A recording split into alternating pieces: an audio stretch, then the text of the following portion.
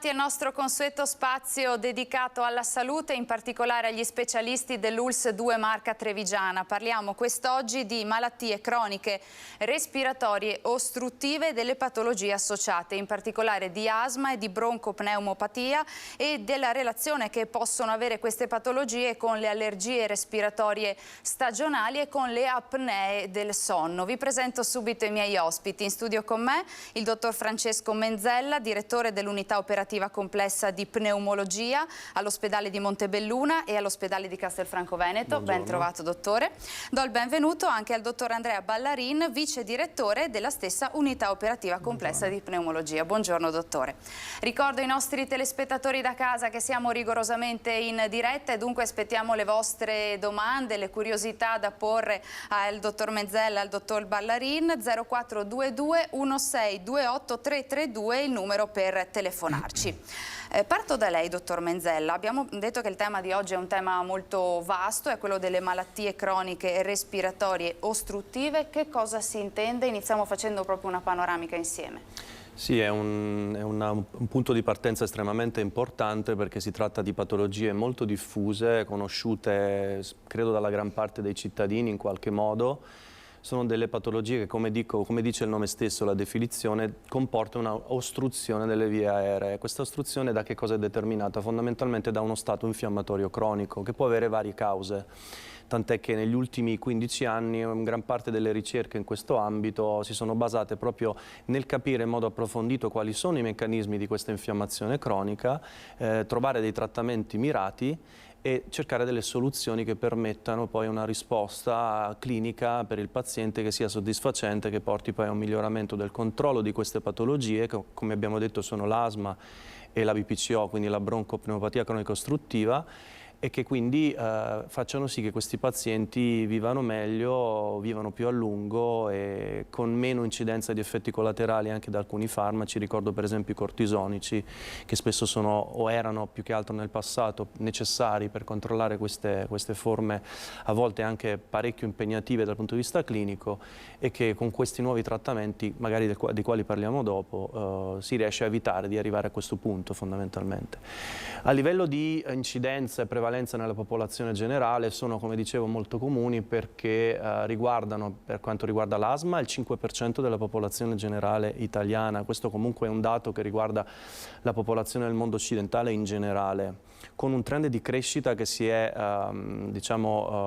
avvertito, è stato osservato soprattutto dagli anni 70-80 fino agli anni 2000, poi c'è stato abbastanza una stabilizzazione da questo punto di vista, ma questo non ha comportato un calo della gravità comunque, quindi molto numerosa come popolazione, molto variegata come tipo di patologia, perché l'asma è una galassia, non è una patologia e basta, ci sono tante sottoforme di patologia che portano poi a una difficoltà poi nell'approccio anche di tipo terapeutico. La BPCO colpisce anche qualcosina in più rispetto all'asma, si arriva anche fino al 5,5-6% della popolazione generale. Tra l'altro un dato importante che dal 2019 l'OMS, quindi l'Organizzazione Mondiale della Sanità, l'ha classificata al terzo posto tra le cause di morte al mondo fondamentalmente, quindi dopo le malattie cardiovascolari e le malattie oncologiche.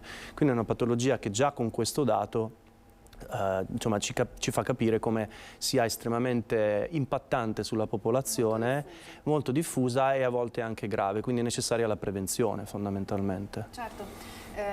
In questa incidenza che lei ci ha profilato, quindi un 5% sulla popolazione nazionale italiana per l'asma, qualcosa in più per la BPCO, si può delineare una maggioranza femminile o maschile oppure si equivalgono nell'incidenza? Sempre distinguendo tra asma e BPCO, chiaramente, perché sono due patologie che, per quanto facciano parte appunto di quelle ostruttive croniche, riguardano popolazioni estremamente diverse, anche se in alcuni casi tendono anche a sovrapporsi. Penso per esempio all'asmatico che fuma, perché ricordiamo che la BPCO è una patologia che nella stragrande maggioranza dei casi, più del 90% di questi, è causata dal fumo di sigaretta, e quindi questo è un appunto che va fatto per chi fuma, che dovrebbe pensare seriamente a avviare un percorso di disassuefazione.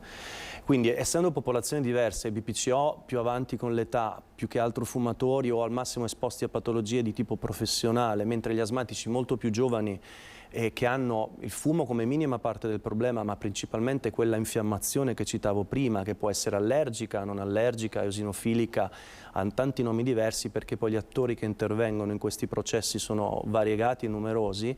Spesso sono pazienti anche molto giovani perché l'asma esordisce tipicamente nella prima decade di vita o al massimo nella seconda, a livello di maggiore incidenza. Chiaramente può esordire anche più tardivamente in persone adulte, anche dopo i 40-50 anni, in modi diversi, chiaramente spesso più ostici da curare, ma comunque si tratta di persone estremamente più giovani rispetto ai BPCO che hanno mediamente un'età superiore ai 40, se non soprattutto 60 anni di età normalmente. Quindi a livello di popolazione, per quanto riguarda il genere, dicevamo, l'asma tendenzialmente si equivale con una lieve prevalenza del genere femminile, soprattutto nelle fasi della vita un po' più avanzate. La BPCO riguarda un po' più gli uomini, proprio perché fino a poco tempo fa erano più gli uomini fumatori che le donne. Adesso purtroppo il vizio lo stanno assumendo ormai già da qualche anno, purtroppo sempre più donne, quindi questa differenza si sta livellando verso quasi un pareggio, ecco, quindi è necessario che tutti pensino a questi danni che non riguardano solo la BPCO che comporta il fumo, perché c'è anche una suscettibilità genetica che comporta poi manifestazioni cliniche diverse di questi danni. Soprattutto per quanto riguarda i danni del fumo ci torneremo tra poco, insomma, anche per parlare appunto delle patologie associate. Abbiamo una prima telefonata in studio. Pronto, buongiorno, chi c'è in linea con noi? Buongiorno, sei con me. Buongiorno, buongiorno signora. Volevo chiedere al professore, Prego. perché non conosco questa sigla, DPCO. L'asma la conosco benissimo, ma l'altra sigla o non l'ho memorizzata o non la conosco proprio. Gliela spieghiamo subito signora, grazie per la sua telefonata. Ha anticipato un po' la domanda che avrei fatto al dottor Ballarin, perché appunto l'asma è la più conosciuta, lo sentiamo spesso nominare. BPCO invece che significa? BPCO è un acronimo appunto che identifica la broncopneumopatia cronica ostruttiva, quindi una patologia nella maggior parte dei casi fumo indotta o comunque indotta dall'inalazione di inquinanti che ovviamente va a colpire i bronchi e i polmoni, quindi broncopneumopatia, cronica perché è una patologia che può essere trattata ma non guarisce, quindi dura tutta la vita del paziente, ostruttiva perché appunto, come abbiamo appena detto, determina un'ostruzione delle vie aeree, quindi un'infiammazione che riduce il calibro dei bronchi, insomma li rende un po' più stretti, rende il paziente in difficoltà sul versante respiratorio, certo. In sostanza. Non si guarisce da questa patologia, quindi no. Potremmo dire è una condizione che insomma ci si porta è come appresso per l'ipertensione tutta o il la diabete vita. che diciamo accompagnano la vita del paziente, ecco. Quali sono i sintomi più caratteristici con i quali si manifesta insomma, certo. la BPCO? Beh, due sintomi diciamo, più caratteristici sono sicuramente la dispnea, cioè la mancanza di fiato che il paziente tende a lamentare sotto sforzo, quindi dopo una passeggiata, salendo le scale. La tosse, spesso produttiva, quindi con dell'escreato, e un decorso caratterizzato da eventi bronchitici, quindi abbastanza frequenti, soprattutto nei mesi invernali, che spesso possono portare a un peggioramento appunto dei due sintomi che abbiamo identificato prima, quindi la dispnea e la tosse, che a volte non riescono a ritornare al punto di partenza, quindi un decorso tendenzialmente evolutivo. Poi chiaramente abbiamo dei farmaci a disposizione che ci permettono di controllare meglio la malattia, di controllare i sintomi e possibilmente anche di rallentarne l'evoluzione, ma la caratteristica di questa patologia, a differenza dell'asma, è proprio l'evolutività. Certo.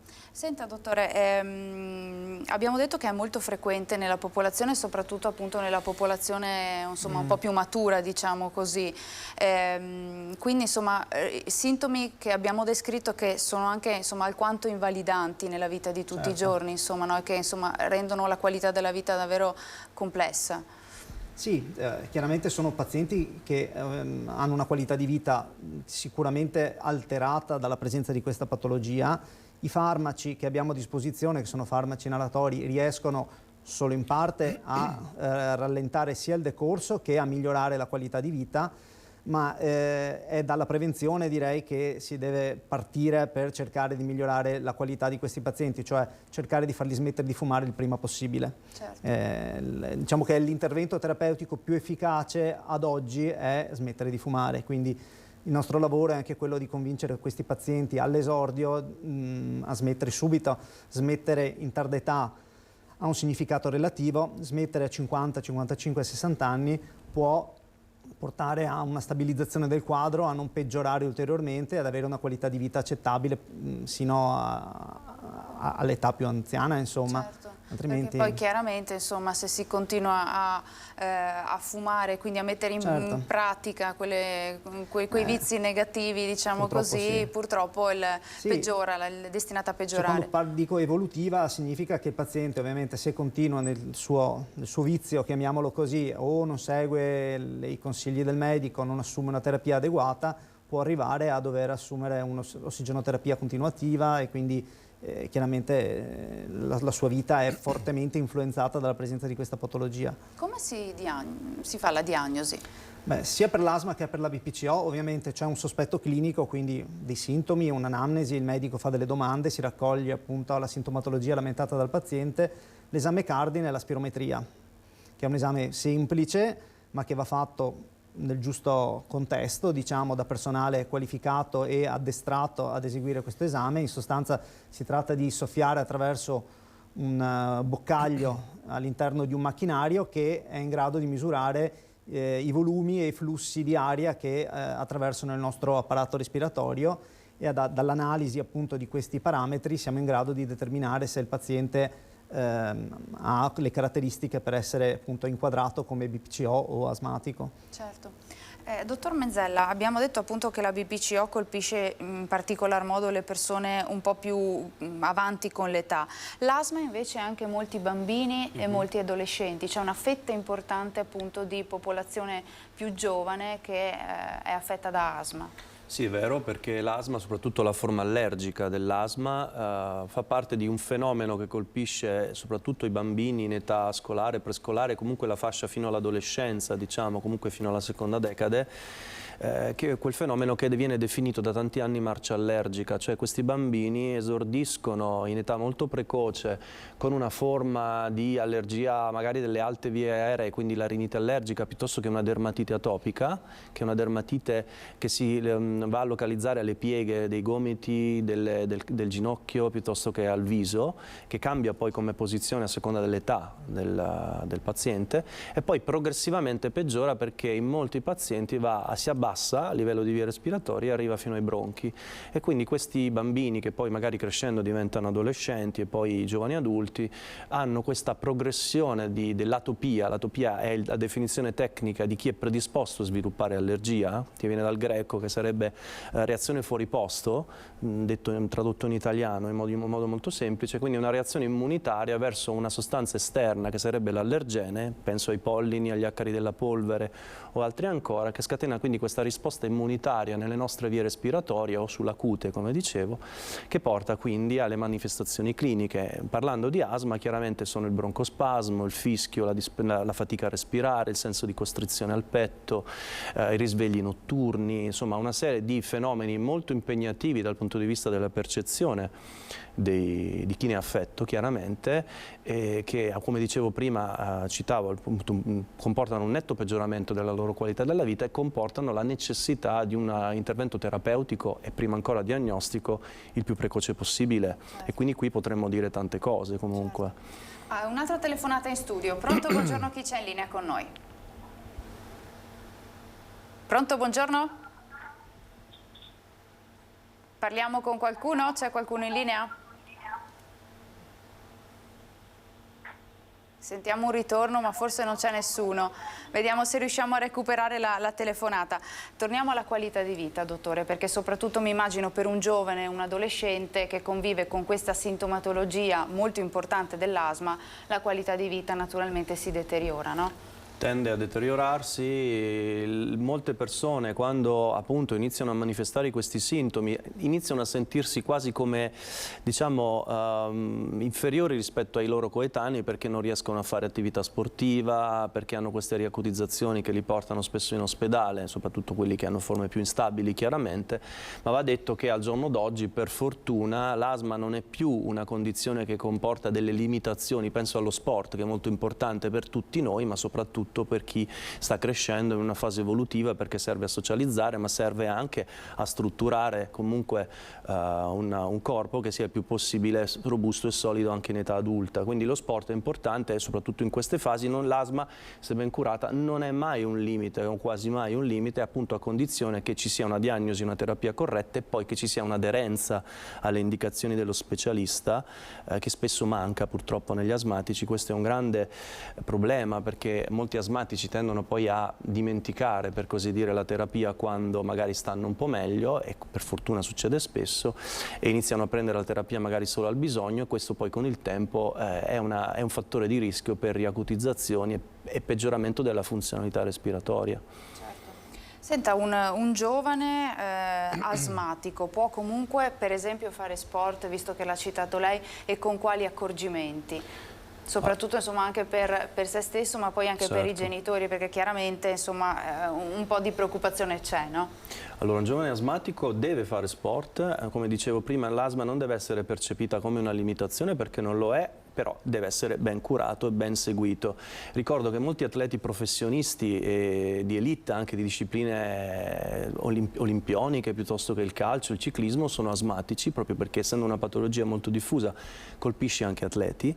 Questo non comporta per questi atleti, per l'appunto, una perdita delle loro performance, perché sono tutti curati e seguiti da parte di team specialistici che fanno sì che la loro asma appunto non limiti la loro partecipazione alle discipline alle quali appunto sono devoti. Livelli, e raggiungere anche alti livelli, assolutamente sì. Quindi l'asma non è una limitazione. Ci sono sport magari meno asmogeni, per così dire, cioè che inducono meno il broncospasmo, altri un po' più asmogeni, soprattutto questo in chi magari ha delle forme non ancora ben controllate. Per esempio la corsa è più asmogena, cioè crea più broncospasmo, il nuoto è quello più adatto, ma in generale qualunque sport può essere fatto con le precauzioni che dicevo prima, quindi essere seguiti, ed essere curati ed aderire alle terapie.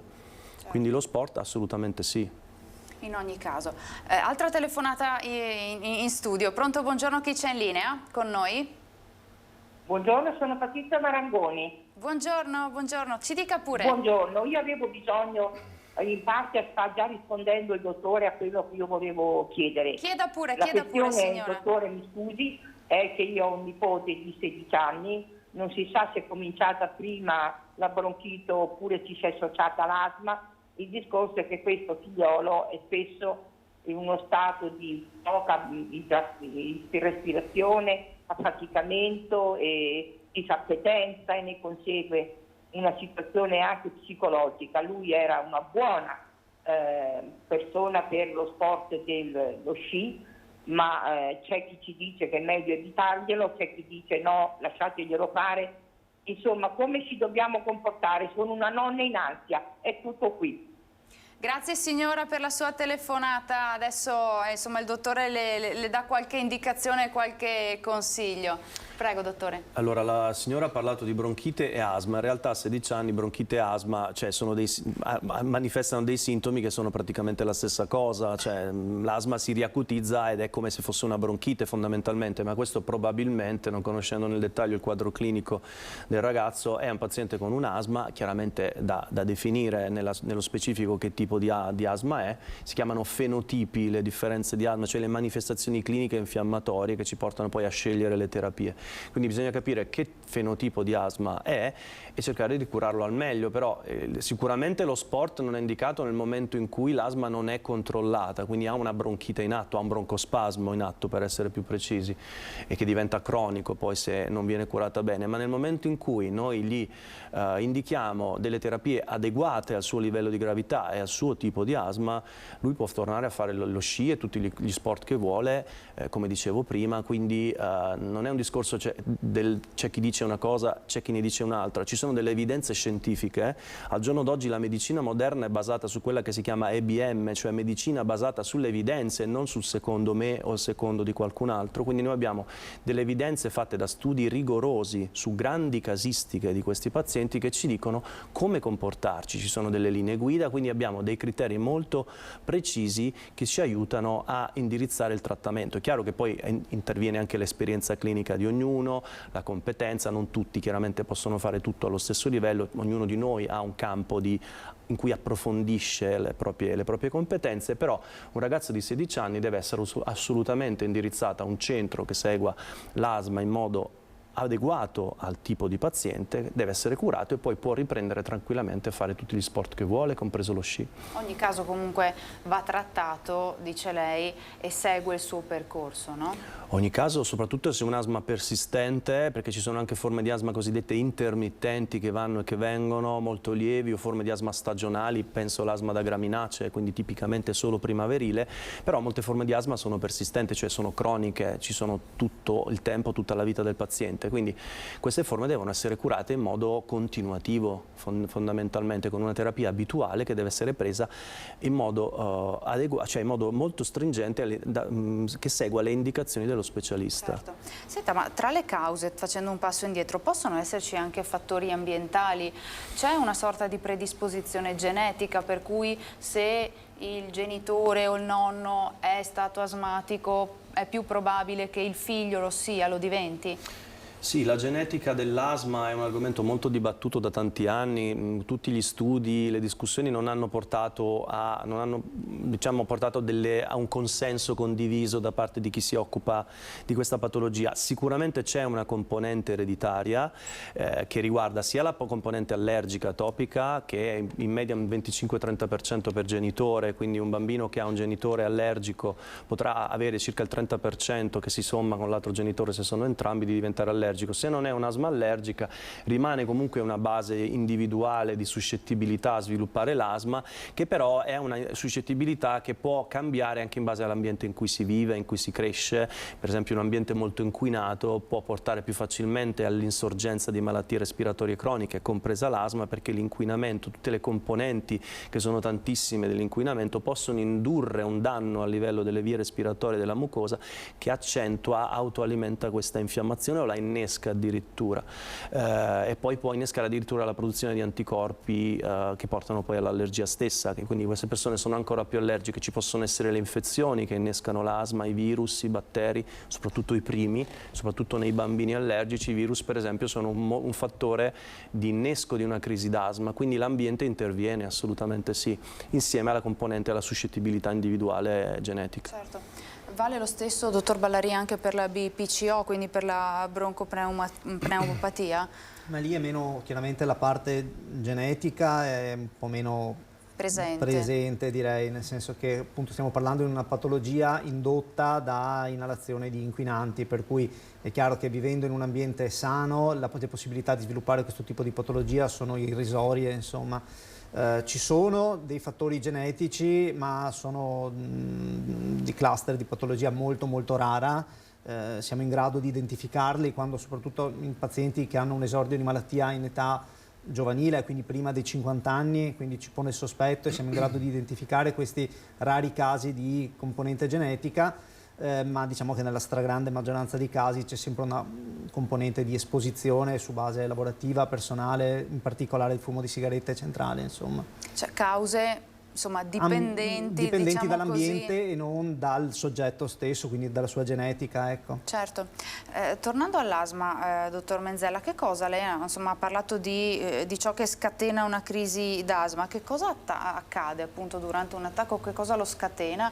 E insomma, come anche si interviene, come si può appunto portarlo a conclusione e stare meglio, ecco. L'attacco d'asma è un evento spesso importante, a volte anche molto pericoloso, perché nella maggior parte dei casi si cura con i farmaci, citavo prima il cortisone, ci sono i broncodilatori, i cortisonici inalatori.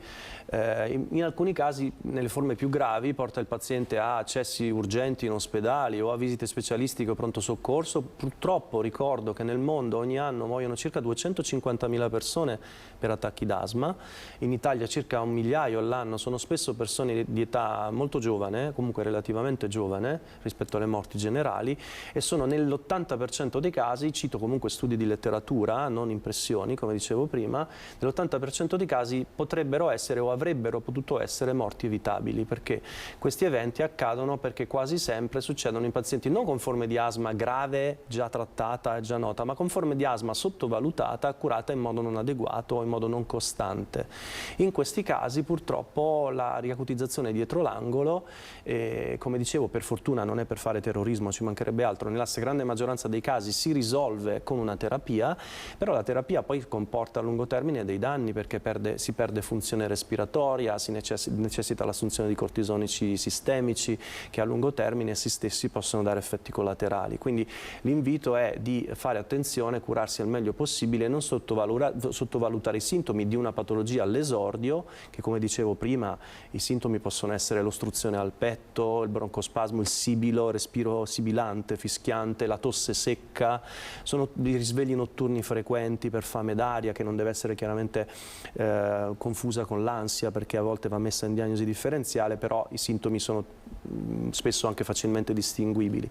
Quando ci sono questi sintomi, queste manifestazioni cliniche, l'invito è di recarsi intanto dal proprio medico di medicina generale, che poi avrà cura di riferire il paziente ad un centro specialistico che faccia poi la diagnosi, che poi imposti una terapia quando indicata, chiaramente, che è in base al tipo di asma che abbiamo davanti. Certo, tutte patologie, dottor Ballarin, che come dicevamo è fondamentale vengano diagnosticate, insomma, preventivamente, no? Proprio per iniziare un percorso terapeutico che possa essere il migliore possibile. Assolutamente, sì, è chiaro, nel giovane è più semplice perché chiaramente c'è la famiglia che si preoccupa e riesce un pochino a intercettare il paziente in età giovanile e quindi ad inquadrare la patologia quando si è in tempo per rimediare e comunque per mantenere un'adeguata qualità di vita. Per quanto riguarda la broncopneumopatia cronica ostruttiva è molto più difficile, perché il soggetto fumatore spesso sa che fumare gli fa male e quindi talvolta ha paura. Ma non demorde. Non demorde, ha paura che il medico gli trovi qualcosa che non va e quindi cerca di evitare. Spesso è la moglie che ci porta questi pazienti, che li trascina a una visita un po' forzatamente, loro ti dicono ah ma io sto bene, e in realtà dopo emergono tutte le problematiche scatenate da questi fattori di rischio, non ultime anche le comorbidità cardiovascolari che spesso si associano a queste patologie respiratorie in sostanza. Certo, fondamentale però appunto come dicevamo sempre sottoporsi a qualche controllo, a qualche test, in modo tale da capire appunto meglio qual è il percorso terapeutico. E quindi percorso terapeutico nel caso dell'asma farmacologico, dottore? È un percorso in primis farmacologico, ci sono tanti farmaci al giorno d'oggi, tanti ne stanno arrivando, ne stanno uscendo. Negli ultimi 10 anni c'è stata un'era d'oro per l'asma, per la ricerca e per l'arrivo di farmaci, come ricordo gli anticorpi monoclonali, che sono dei farmaci che agiscono sulla componente immunitaria infiammatoria delle forme più gravi di asma. Ne abbiamo già tanti a disposizione per fortuna, che ci permettono di rispondere a molti tipi di esigenze, di sottotipi di patologia, di fenotipi, quelli che citavo prima. Arriveranno a breve, anzi sono appena arrivate la settimana scorsa, delle terapie inalatorie che all'interno dello stesso erogatore contengono 3 molecole diverse che hanno un effetto, come si dice, sinergico, cioè che si somma e si amplifica l'effetto di queste molecole, potenziando la risposta clinica del paziente e migliorando l'aderenza alla terapia, perché invece di fare 2 o 3 inalatori io con uno riesco a fare tutto con una risposta clinica superiore, con dei costi per il servizio sanitario inferiori. Quindi la terapia assolutamente è un cardine, abbiamo farmaci, come dicevo, innovativi per fortuna, altri ancora, per esempio ricordo una procedura meno utilizzata che noi stiamo per iniziare ad applicare anche nel nostro centro, che è la cosiddetta termoplastica bronchiale nelle forme più gravi di asma. È una procedura che si fa per via endoscopica con un broncoscopio, che eroga delle radiofrequenze, delle temperature a 65 gradi controllati che fanno sì che si vada a inibire la contrattilità del bronco, del muscolo, perché il bronco si chiude perché c'è una muscolatura un po' diversa da quella dei nostri muscoli scheletrici, si chiama muscolo liscio. Questa procedura fa sì che questo muscolo liscio diventa meno ipertrofico, meno diciamo grosso dal punto di vista delle cellule, che diventano anche meno numerose, e si va a inibire anche la funzione dei nervi che portano al broncospasmo. Questa si fa in alcuni casi, soprattutto in pazienti che hanno componenti infiammatorie meno spiccate che non possono fare i farmaci biologici, che però in una piccola percentuale di questi pazienti, che spesso è molto ostica da curare, ha dimostrato negli ultimi anni di dare delle eccellenti risposte di tipo clinico anche a lungo termine, perché tra l'altro è una procedura che si fa una volta sola e che non si ripete più per tutta la vita del paziente. Infatti le stavo per chiedere, cioè, quanti trattamenti sono necessari, insomma, per avere i primi benefici? Parlando sempre di termoplastica, si fanno 3 procedure a distanza di un mese l'una dall'altra e poi non si fa più fondamentalmente, mentre gli altri farmaci devono essere presi chiaramente tutta la vita, con tempistiche diverse, posologie diverse, perché i farmaci monoclonali biologici si fanno una volta al mese, anche una volta ogni 2 mesi, quindi sono molto comodi. Arriverà tra un paio d'anni un biologico che si fa addirittura una volta ogni 6 mesi, quindi 2 volte l'anno, quindi comodità assoluta, sicurezza massima ed efficacia assolutamente indiscutibile, per fortuna. Ci sono terapie preventive, ricordo l'immunoterapia, il cosiddetto vaccino antiallergico, di cui si parla poco, soprattutto in ambito pneumologico, ma soprattutto in pazienti più giovani funziona molto bene perché cura contemporaneamente sia la parte rinitica, quindi la parte alta del naso, la rinite allergica, ma chi ha anche l'asma, contemporaneamente anche la parte bassa, quindi i bronchi, quindi infiammazione da asma. Un trattamento che tra l'altro in alcuni casi, come per esempio per le graminacee, è gratuito perché viene dispensato dal servizio sanitario. In altri casi c'è una spesa che comunque è affrontabile con una risposta comunque clinica nel lungo periodo che è permanente o quasi nella vita di questi pazienti, però anche queste sono terapie specialistiche comunque. Certo. Trattamenti innovativi, soprattutto farmaci innovativi, Sì. dottore, molto diversi rispetto a quelli che si utilizzavano in passato per l'asma in particolare. Sì, quelli che citavo prima, cioè i farmaci biologici o meglio ancora anticorpi monoclonali. Gli anticorpi monoclonali negli ultimi 20 anni sono stati un grandissimo progresso, uno spartiacque nella medicina moderna, perché con questi si curano tante patologie, dalle patologie oncologiche alle patologie dermatologiche, articolari, penso all'artrite reumatoide, alle patologie a lupus, alle connettivopatie. Si cura anche l'asma, per fortuna. Il primo biologico è arrivato 15 anni fa e adesso ne sono arrivati tanti altri. Sono dei farmaci che hanno un effetto non chimico, cioè nel senso non sono di sintesi, ma sono di estrazione cellulare, hanno un effetto mirato, come un cecchino che colpisce un singolo obiettivo. È un effetto molto diciamo specifico per il paziente, per il tipo di infiammazione che ha, tant'è che ogni farmaco viene scelto sulla base del paziente che abbiamo davanti e si parla quindi di medicina personalizzata da questo punto di vista, quindi non è una medicina per tutti, ma viene tailorizzata, cioè è sartoriale per ogni paziente, cucita addosso ad ogni singolo paziente e alle sue esigenze. Dottor Ballarin, anche per quanto riguarda il trattamento della BPCO ci sono delle innovazioni appunto per quanto riguarda la cura di questa patologia? Sicuramente la ricerca scientifica anche nell'ambito del BPCO sta andando avanti e dà comunque delle soddisfazioni. Chiaramente i risultati che possiamo ottenere nel paziente asmatico sono decisamente superiori, perché abbiamo a che fare comunque con soggetti che hanno un apparato respiratorio integro, mentre il paziente con una broncopneumopatia cronico ostruttiva ha un danno dei bronchi del polmone in un certo senso irreversibile, quindi chiaramente i risultati che ci possiamo aspettare sono minori. Fino a qualche anno fa tutte le terapie che avevamo a disposizione per la BPCO erano terapie mirate, diciamo, a migliorare la qualità di vita, a ridurre questi eventi di riacutizzazione, queste bronchiti che potevano portare dei peggioramenti, a migliorare la dispnea dei pazienti, quindi a fargli percepire meno la mancanza di fiato, ma che non erano in grado di modificare poi la storia naturale della malattia. Solo in questi ultimi anni stanno uscendo delle associazioni che promettono invece proprio di sovvertire un pochino, di andare a rallentare un po' l'evolutività di queste patologie e quindi agire anche sulla mortalità che questa patologia determina. Poi abbiamo anche, come per l'asma, esistono delle tecniche endoscopiche avanzate, anche per la broncopneumopatia cronico ostruttiva esistono delle tecniche endoscopiche per le forme particolarmente gravi, dove il paziente non è più in grado di fare 2 passi senza lamentare un affaticamento respiratorio. Esistono centri che sono in grado di escludere dall'apparato respiratorio le aree più danneggiate del polmone, permettendo invece alle aree maggiormente sane, diciamo, di funzionare in modo più adeguato e quindi di far riprendere al paziente una certa qualità di vita. Sono chiaramente terapie estremamente complesse e anche rischiose nella loro applicazione, ma è chiaro che quando ci troviamo davanti a situazioni estremamente complesse vanno proposte al paziente, che poi sceglie cosa fare. Va fatta una valutazione. Una valutazione rischio-beneficio. Senta, se queste patologie, in particolare la BPCO, non viene curata dal paziente, che cosa va incontro? Oltre a naturalmente un cambio della qualità di vita, come dicevamo. Come abbiamo detto, purtroppo allora, chiaramente l'aspetto centrale è quello, cioè il paziente rischia addirittura l'allettamento e non poter più svolgere le proprie attività quotidiane, c'è sicuramente un aumentato rischio di mortalità.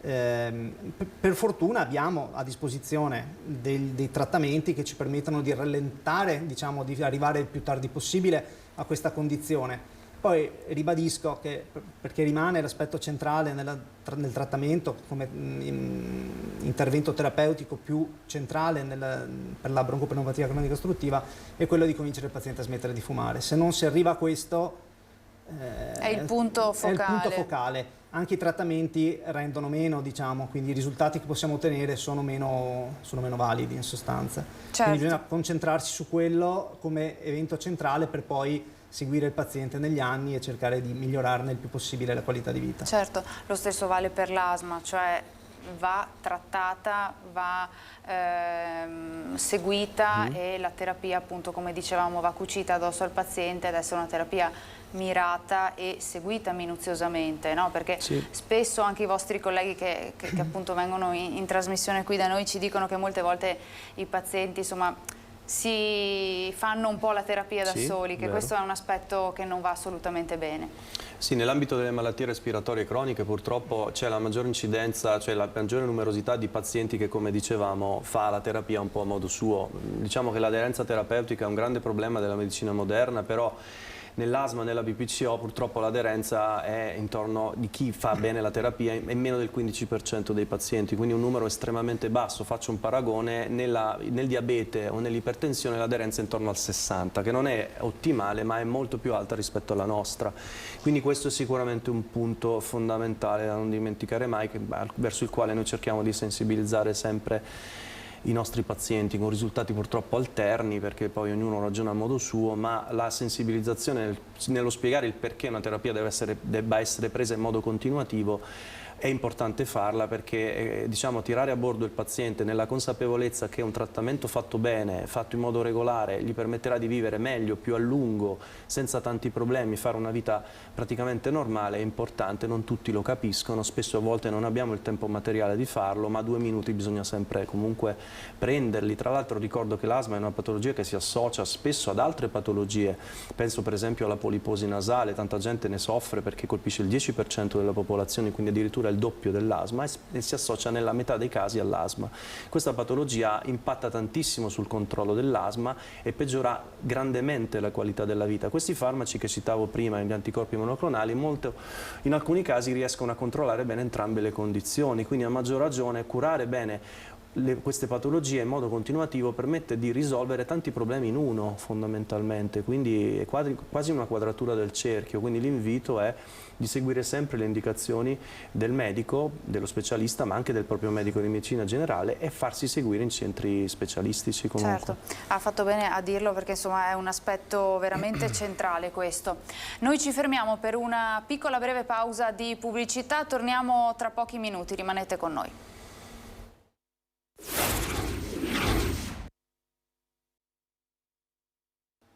Rieccoci nuovamente insieme, ultimi 10 minuti circa in nostra compagnia. Torniamo a parlare di malattie croniche respiratorie ostruttive. Riparto dal dottor Menzella, perché siamo quasi in primavera, insomma, da calendario, però in realtà già da qualche giorno, insomma, le temperature si sono alzate e le allergie respiratorie stagionali iniziano a farsi sentire, causano molti disturbi, il più comune dei quali è la rinite allergica.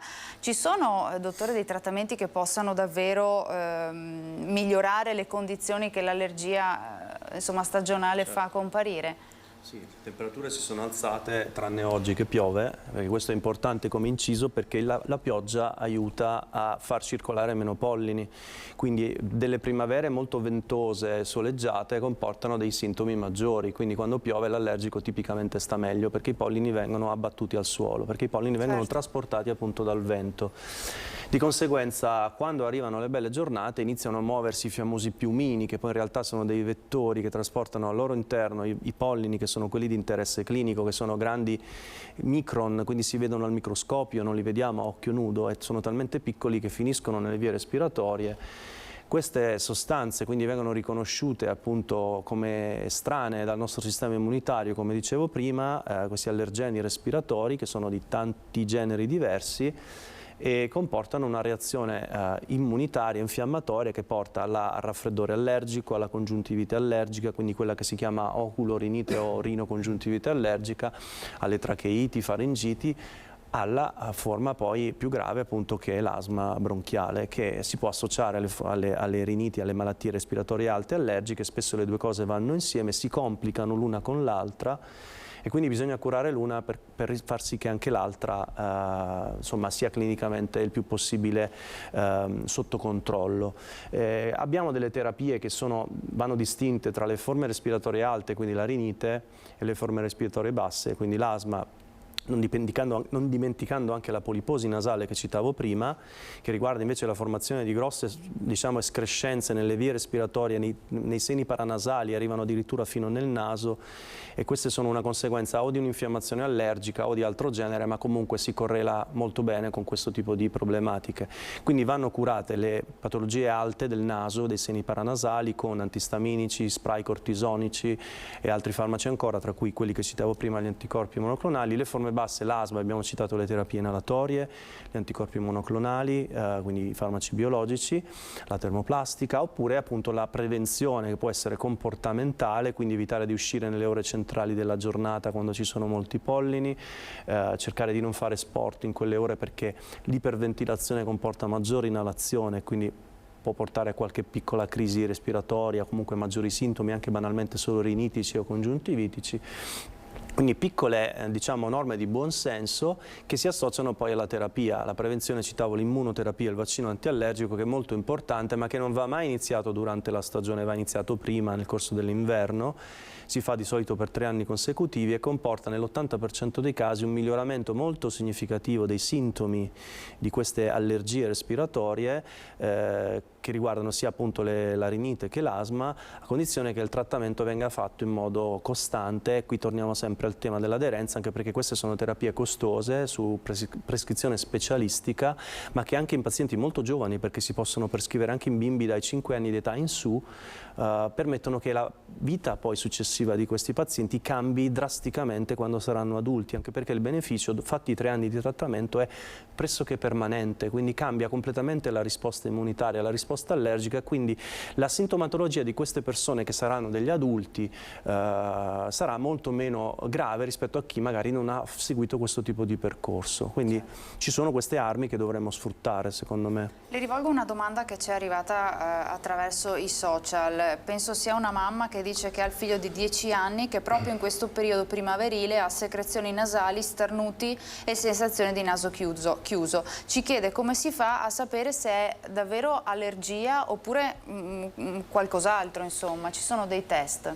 Sì, sapere se è davvero allergia o no è molto semplice. Intanto ci sono dei test di tipo dei prelievi di sangue molto banali, con degli esami allergologici sierologici. C'è uno che esiste da tanti anni che si chiama RAST, cioè la ricerca dell'IgE, di questi anticorpi che vanno a determinare l'allergia su un pannello molto grande di allergeni, quindi si vanno a cercare tutti quelli più importanti. Abbiamo delle forme più evolute di questi RAST, si utilizzano delle proteine ricombinanti, andiamo a cercare le singole molecole dei singoli allergeni, che ci danno anche un'indicazione sul tipo di terapia da fare. Qui torniamo sempre al discorso medicina personalizzata. personalizzate, ci fanno scegliere anche il tipo di immunoterapia, di vaccino che dobbiamo poi magari prescrivere al paziente. Ci sono i test classici cutanei, il famoso prick test, quello che si fa sull'avambraccio, che fa lo specialista allergologo, qualche volta anche pneumologo, ma più spesso comunque allergologo, ma in generale i test che abbiamo a disposizione sono precisi, affidabili, molto veloci nella risposta, per cui non c'è motivo di pensare che non si possa capire se è allergia o meno.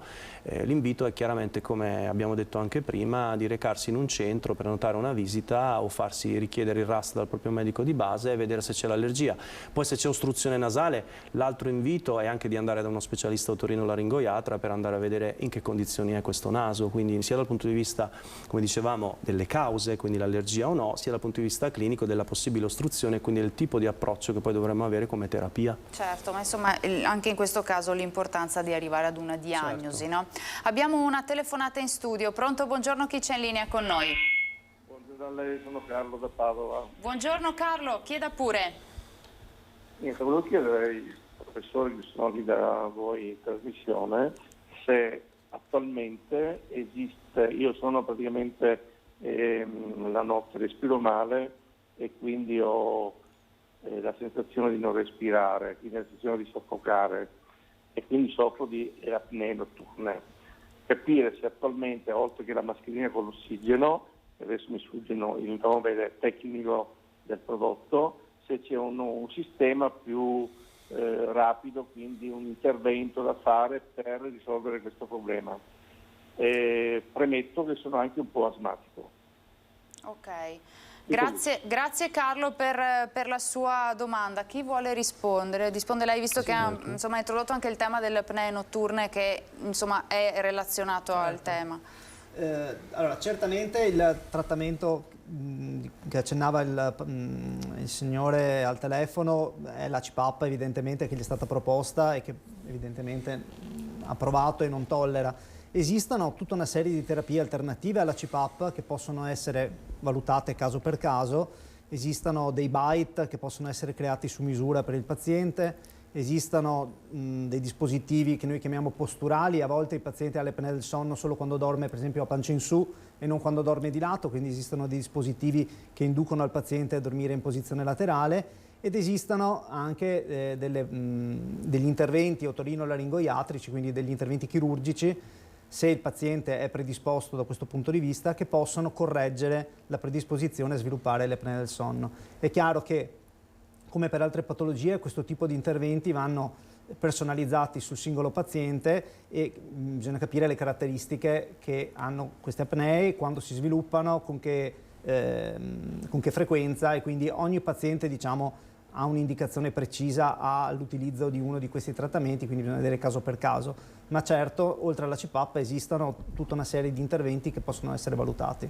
Apnee notturne è altra, insomma, grande disturbo frequentissimo nella popolazione. Sì, direi, con apnea nel sonno cosa intendiamo? Intendiamo sostanzialmente dei periodi durante il sonno in cui il paziente sta dormendo, non si rende conto di quello che gli sta succedendo, ma in qualche modo smette di respirare. Questo avviene sostanzialmente a causa di, quando noi dormiamo ci rilassiamo, i muscoli perdono di tono anche i muscoli del nostro collo, e a questo livello spesso, se siamo predisposti, se abbiamo qualche chiletto in più, se pesiamo un po' troppo, lo spazio dove dovrebbe passare l'aria si restringe a tal punto che il paziente smette di respirare durante il sonno. Spesso se ne accorge la moglie o il marito, caso per caso, e questi episodi possono essere misurati attraverso una procedura che si chiama appunto polisonnografia, e in base alla frequenza, all'intensità, alla durata di questi episodi vengono fatte delle valutazioni terapeutiche.